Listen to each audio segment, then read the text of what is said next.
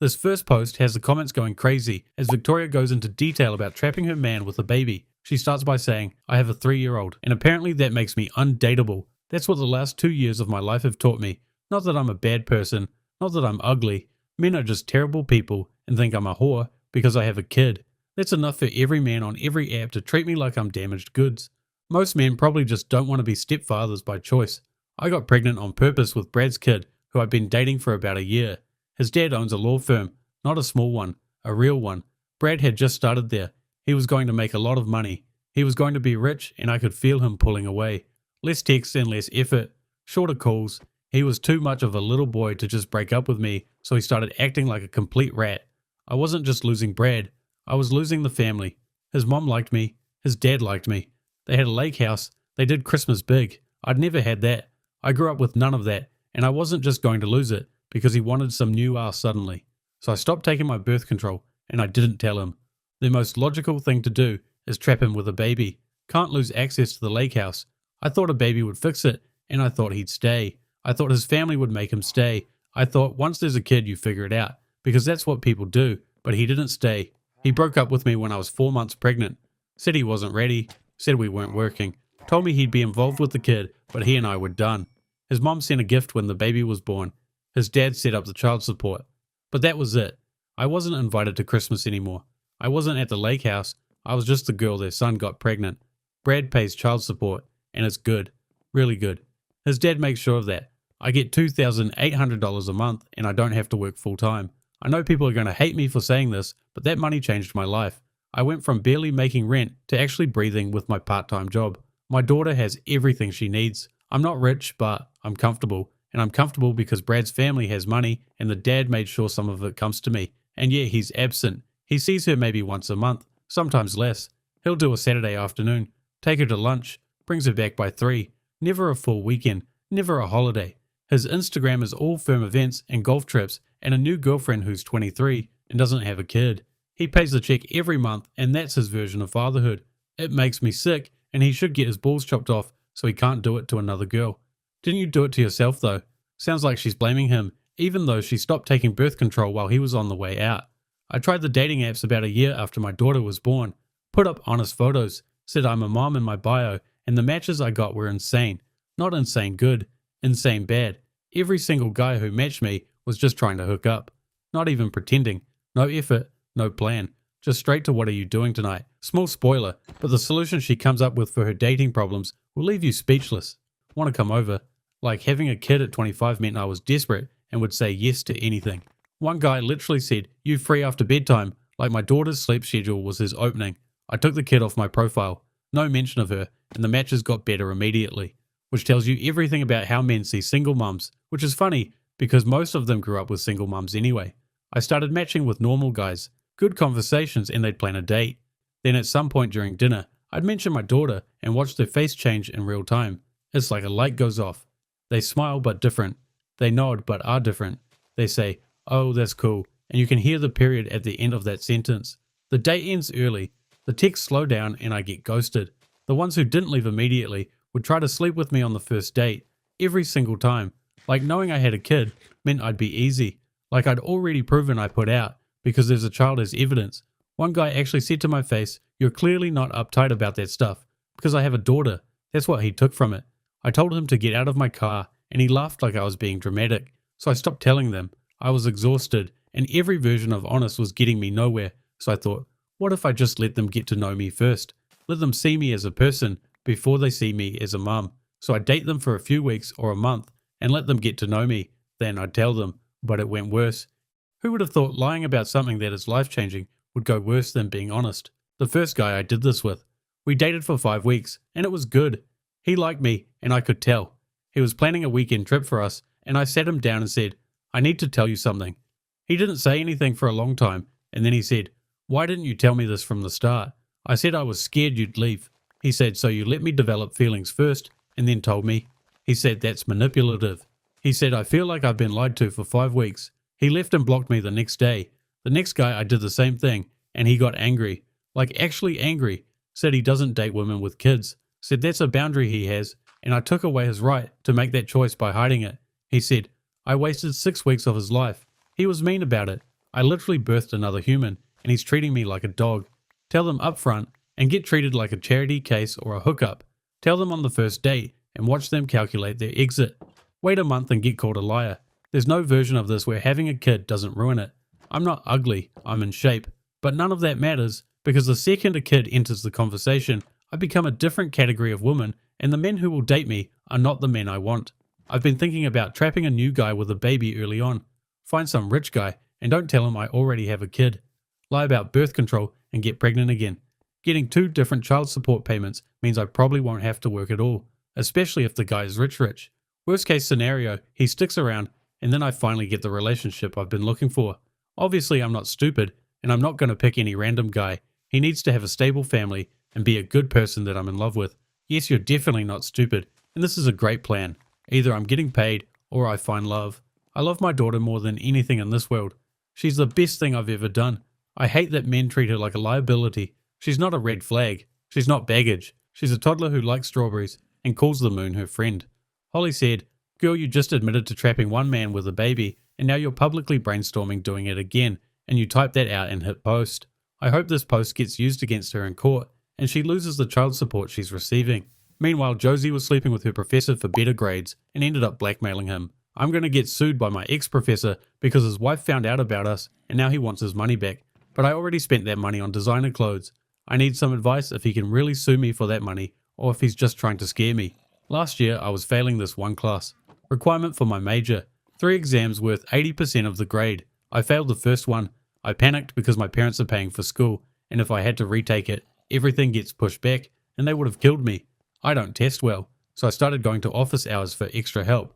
My professor was nice, mid-40s, not ugly. At first it was normal, going over material, but the visits got longer and the conversations got less about class. He asked about my life, said his marriage was complicated, which is firstly how I knew I could swallow some baby gravy to pass this class with an A. I figured out pretty fast what was happening, the way he looked at me, the door closing, the conversations running past his hours. There's no way whoring yourself out can be worth it. Just study a bit more and keep your dignity. It started with texts and then meeting off campus. We got a hotel twice and my grades went up. Not because I studied harder, because he changed them. Bumped my second exam, made up extra credit. I passed with an A. I earned maybe a D- on my own, probably lower honestly. After the semester ended, he texted me saying we should stop talking and I could feel it in the text. He was scared. I realized this man has a career and a wife and a house and all of it disappears if anyone finds out what he did. I'm a college student. My parents help with rent, but it doesn't cover all of it. I realized I could get some money out of this pig. I texted him and said, "I think you should help me out." He said, "What do you mean?" I said, "Financially." He sent $500 that night. After that, it was easy. Every few weeks I'd ask for some money. Over about 4 months, maybe $7,000. Only thing is, I had to keep meeting up with him as well. Otherwise, he'd stop paying. So you literally became a prostitute to your college professor. I spent all of it on designer clothing. I've never owned anything nice in my life, and suddenly I could have anything, and I couldn't stop. My roommate thought I got a sugar daddy. I said something like that. My friends on campus started asking where all the new stuff came from, and I said my aunt sends me money, which is a lie, because my aunt lives in Ohio and sends me $50 on my birthday. Then 3 weeks ago, I was laying in bed at night. His number calls. I pick up, and it's not him. It's a woman screaming, "Who is this?" I hung up. She called back 4 times, then a text from his number. This is his wife. I know everything. She found the money. He was sending it from their joint account. This man was funding my closet from an account his wife checks. She went through his phone and found everything. The texts from when we were together. The ones where I asked for money. She left him. Went to the college. Sent them the texts. He got fired. He's 45 and he slept with his student. Didn't he deserve it? Except now he's coming for me. Called from a new number last week. Voice was different. Said, "I want every dollar back." I said I don't have it. He said, "That's not my problem." I said, "You sent it willingly." He said, "You blackmailed me." I said, "I didn't blackmail you. I asked for help." He said, "That's not how a judge will see it." Then he said, "The thing that keeps me up at night." He said, "I have nothing left to lose. Wife gone, job gone, career over. Nothing is stopping him now. And if he takes me to court, everything comes out. I already think some people suspect something because a girl in my program asked me last week if I knew Professor Whitman, and the way she asked it wasn't casual. My whole college experience becomes that girl who slept with her professor and blackmailed him. The money is gone. I've been trying to resell on apps, but designer stuff goes for half what you paid and takes forever. I've sold maybe $900. He wants $7,000. I can't ask my parents because then I explain where the money came from. I can't get a lawyer because I can't afford one. But he has the text. I literally wrote, I need $500 by Friday or I'm going to have to talk to someone about what happened. And everyone's going to come at me. But he was my professor. He was in a position of power. I was 21 and he was 45. I know I'm an adult too, but come on. There's 21 and there's 45. He should have known better. He's supposed to be the smart one. He has a PhD and he sent blackmail money from a joint checking account. That's not my fault. You act like 21 isn't an adult and you made your own decisions. I do wonder if he can actually get that money back. There was an exchange going on the whole time. I just wish he wasn't so stupid about it. If he used a different account, his wife never finds out. He keeps his job. I keep getting paid. Nobody gets hurt. But he had to use the joint account like a goddamn idiot. Maybe I need to go find myself a new daddy to get myself out of this mess. I have learned that 40-year-old men in marriages they hate are easy to manipulate. Then we have Shanice, who claims she's Mother Teresa while also having 2 baby daddies. The end of her post had me laughing so hard. Every younger girl in this group needs to listen to me like I'm Mother Teresa because I'm 28 and both my baby daddies are locked up and I'm living in my mum's house, so maybe just read it. I was you. I like the ones with money and the cars and the attitude. The boys that made you feel like you were in a movie or something. They don't know him like I do. That's what I said every time. Also, they just dick me down a lot better. Something about them being dangerous just made the dick better. My first baby daddy was Terrell and I met him when I was 19. I noticed immediately that she said first baby daddy. From how the post started, I'm not shocked there's going to be more. Also, her referring to herself as Mother Teresa is hilarious after she drops some more info. He was selling. I didn't care because he had money all the time and he'd buy me stuff and take me places. And when you're 19 making smoothies for $11 an hour and a guy is spending hundreds on you, like it's nothing, you just don't think about it. Or you do think about it, but you think it's kind of exciting, honestly. I thought it was cool. I'd brag to my friends that he'd sell drugs and they'd want to buy from him. I got pregnant at 20. I wasn't trying, but I wasn't like being careful either. I thought if I had his baby, he'd stay and we'd be a family. My mom literally said to my face, he is not going to be there. I'd get into arguments with my mom and tell her that she doesn't know him like I do. I thought he was going to give up his lifestyle for me and raise this baby. He got arrested when I was 7 months pregnant. Got caught with a lot. Like a lot. He went away for 8 years. I was at my mum's house when I found out, and she said, I told you so to me, and I threw my heel at her, and it stabbed through the TV. He called me from jail that night, and was like, babe, I'll be out before you know it. My son is 4 now, and he's seen his dad like twice behind the glass. I told him, his dad works really far away, because I didn't know what else to say. I still don't really know what to say about it, honestly. Also, I think he got a girlfriend in prison. Like one of those guys that holds his pocket all day and sucks him off. It's disgusting to think a man like him can turn like that. He turned gay after only 5 years in prison. 8 years isn't that long in the scheme of things. Like a year later, I met another guy, and I told myself he's different because he already went to prison before and he got out and he said he was done with all that. He was working at his cousin's car shop. He was fine and he was nice to my son and he said all the right stuff. Like he'd say things about being a better man and wanting to do right, and I ate it up. I didn't even know when he started doing stuff again because he was hiding it good. I thought the extra money was from the shop. I thought the new clothes were because he was doing good at work. I'm not going to sit here and say I'm smart about this stuff because I'm obviously not. I see what's in front of me, and if it looks okay, I just go with it. It's just how I am. I got pregnant again at 23, and my mom didn't even say anything this time, she just looked at me. He got arrested when my daughter was 5 months old. The police came in, and I was sitting there feeding. I just froze. He's in for life. He got charged with murder. He tells me he's completely innocent. He's never getting out. Like ever. My daughter is 2. She doesn't know yet. But she's going to ask one day, and I literally have no idea what I'm going to tell her. I get help from the government, checks and food stamps, and the kids got insurance through the state. It's not a lot. It keeps us going if I'm careful with it. I don't get anything from Terrell or the other guy because they're in prison and you can't really get money from someone in there. My mum helps me a lot. She watches the kids while I work. I work at a daycare, which is kind of funny because I'm watching other people's kids all day and then I come home and can barely handle my own. Like money-wise, I mean. I love my kids. I just mean the money part is hard. I see girls in this group posting their boyfriends and I already know. When he's got money but you never see him at work.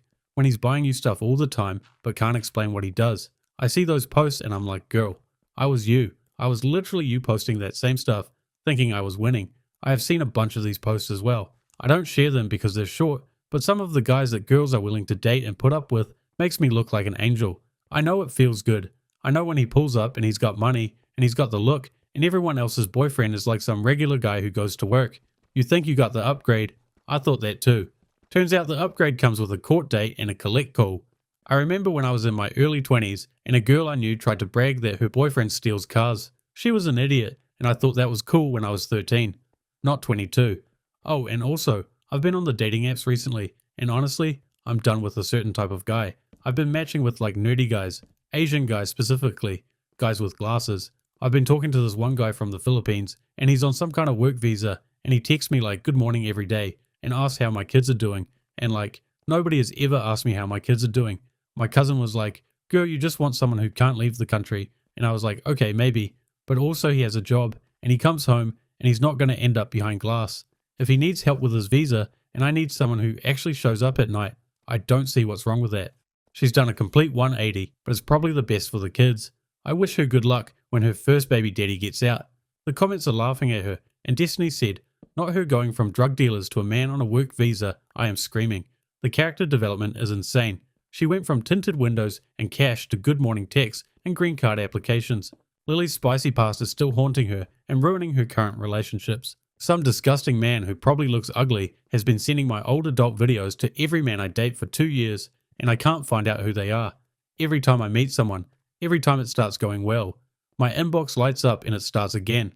I was 22 and broke and someone I knew was making 5 figures a month and I thought I could too.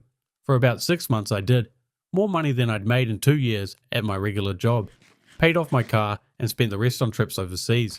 Then the algorithm moved on and I went from thousands a week to barely my grocery bill.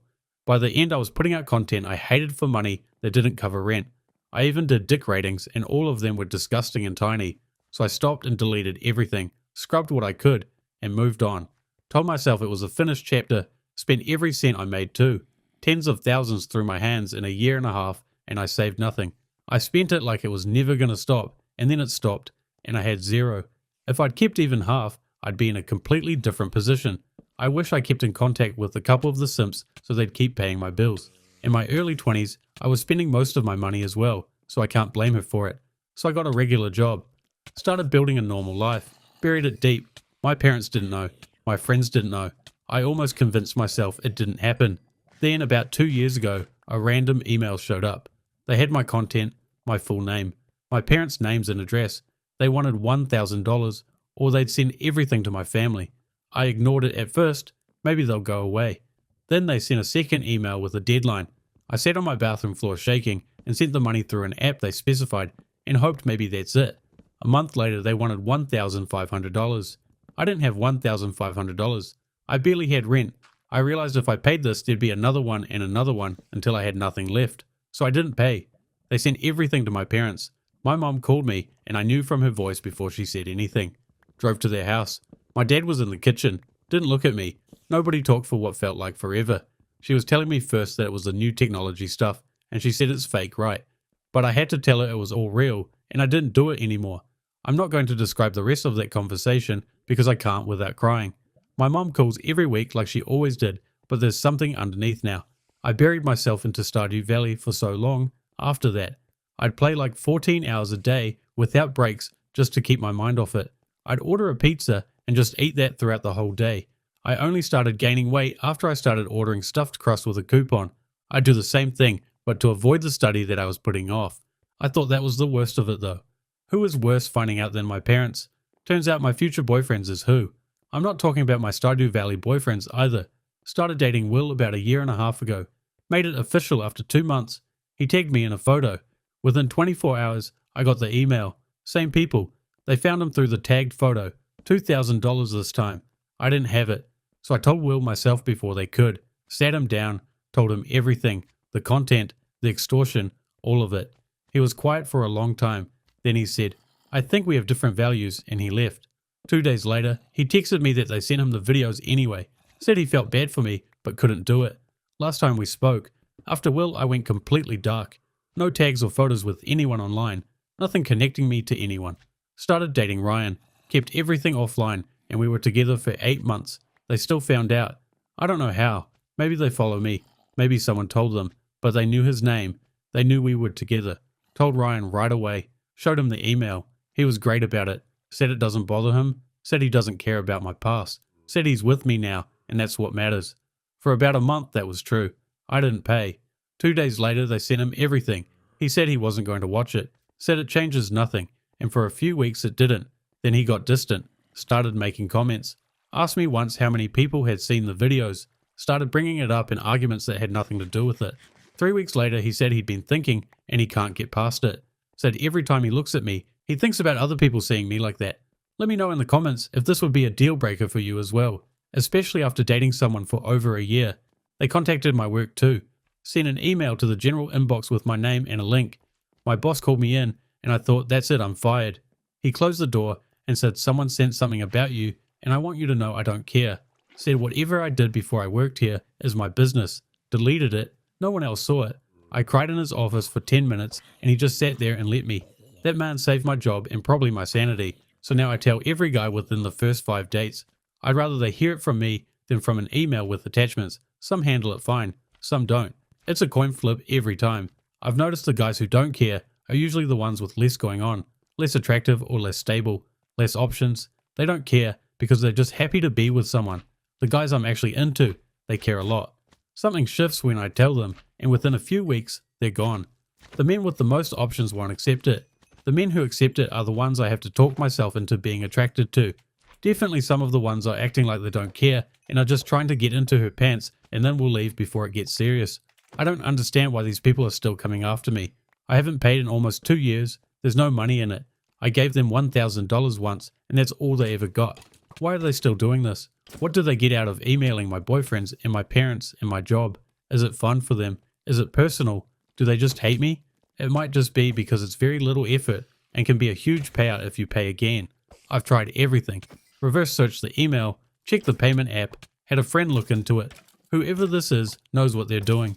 I'm 26 and I did something legal when I was 22 for a year and a half. I hurt no one. I broke no laws and someone turned it into a life sentence. Every relationship I start gets a clock attached to it. I can't be tagged in a photo. I can't be posted about. I can't exist online next to someone without wondering if that's what triggers the next email. I just want to know if this stops. Has anyone been through this? Because I'm tired of explaining my past to every man I date and watching half of them leave. I'm tired of being afraid of my own inbox. I did something when I was 22 and I'm going to be paying for it forever, and I need someone to tell me that's not true. This should be taught in schools so people know what can happen to them when they post things online. The comments are supporting her, and Lorna said, I was in the industry for 8 months when I was 21. Nobody has come for me yet, and reading this post just made me physically sick because I know it could be me at any moment. Every single thing she's describing is my nightmare. Then we have Gloria, who cheated on her husband and tried to cover it by asking for an open relationship. Holy shit, I didn't think my husband was such a toddler, but he just divorced me over a simple suggestion. I can't believe I didn't realize I was dating a man-child this entire time. No wonder he loved my boobs so much. Even then our marriage was boring. Craig is a good dad, I'll give him that, but as a husband he just stopped. I had to think about my ex-boyfriends while we were in bed together. Anything but thinking about him, or he'd make me dry up. My friend Cassie is in an open relationship, has been for 2 years. Her marriage is better than mine ever was. Her and her husband actually talk. They go on dates, they have energy. She'd come to wine nights and tell me about her experiences, and I'd sit there thinking, why do you seem more in love with your husband than I am with mine? That bothered me. Cassie said something once that stuck in my head. She said her and her husband stopped putting pressure on each other to be everything, and that's when they started actually enjoying each other again. I remember sitting there with my wine thinking, that's exactly what's wrong with us. I'm expecting Craig to be everything, and he's not everything, and that's making me resent him. One night Cassie invited me to come to one of their nights. Not to do anything. She said just come see what it's like. You don't have to participate. Just see that it's not what you think it is. It wasn't what I expected. It was just like a normal gathering. People talking. Everyone was nice and regular and not weird about it. I was just watching and I wasn't going to do anything. There's no way her husband knew she was there in the first place. And then there was this guy. He was talking to me and he was charming and I felt like a young girl dating again. I got caught up in it and something happened. I didn't sleep with him. I want to be very clear. I did not sleep with anyone, but I did something I shouldn't have done. Something physical. Something that if Craig knew about, he wouldn't be happy about. I felt bad after. I cried in Cassie's bathroom. She said it's okay. She said everyone's first time is overwhelming Does she mean everyone's first time cheating is overwhelming? She said, it doesn't make me a bad person. I knew I couldn't tell Craig what happened, but I thought, okay, what if I bring up opening the marriage? And then what happened before is not great, but it's like a preview. It's not cheating if we're going to open things up anyway. It's only cheating if I did it and we stay closed. But if we open the relationship, then it's just me being ahead of the timeline. I know how that sounds now. At the time it made sense in my head.